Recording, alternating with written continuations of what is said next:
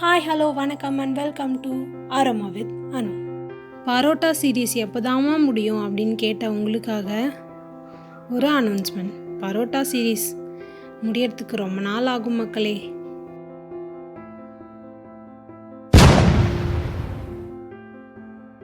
அதனால் பரோட்டா சீரீஸ்க்கு நடுவில் ரேண்டமாக சில குக்கிங் வீடியோஸை பார்க்கலாம்.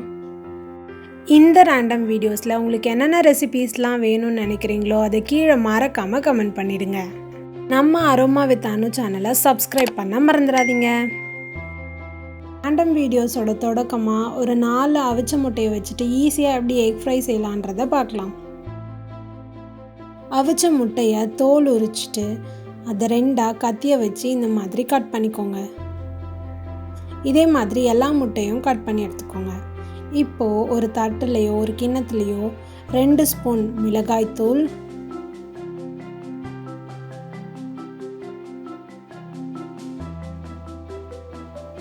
தேவையான அளவுக்கு உப்பு, இதில் 1 ஸ்பூன் எண்ணெய், தேவையான அளவு தண்ணி ஊற்றிட்டு இந்த மசாலாவை இந்த மாதிரி நல்லா கலந்துக்கோங்க. இதோட பதம் நல்லா இந்த மாதிரி இருக்கணும்.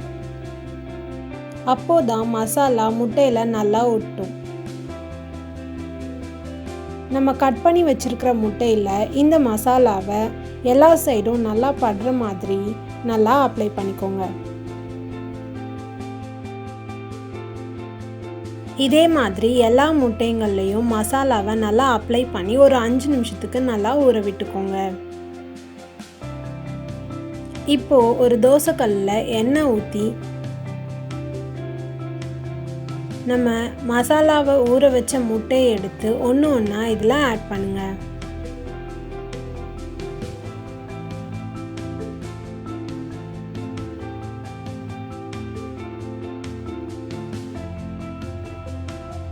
மசாலா அடிப்பிடிக்காமல் இருக்கிறதுக்கு திரும்பவும் கொஞ்சோண்டு எண்ணெய் ஊற்றிக்கோங்க.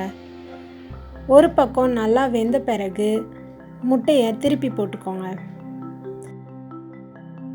எல்லா பக்கமும் மசாலா நல்லா வேகிற வரைக்கும் திருப்பி போட்டு எடுத்துக்கோங்க. இப்போது நம்மளோட ஈஸியான எக் ஃப்ரை தயார். இதை நீங்கள் சாம்பார் சாதம், ரசம் சாதம், இந்த மாதிரி எந்த ஒரு வெரைட்டி ரைஸ் கூடயும் வச்சு சாப்பிடும்போது அட்டகாசமாக இருக்கும். மறக்காமல் ட்ரை பண்ணிவிட்டு உங்கள் ஃபீட்பேக்கை கமெண்ட் பண்ண மறந்துடாதீங்க. அடுத்த ரேண்டம் வீடியோவில் சந்திக்கும் வரை பாய் பாய்.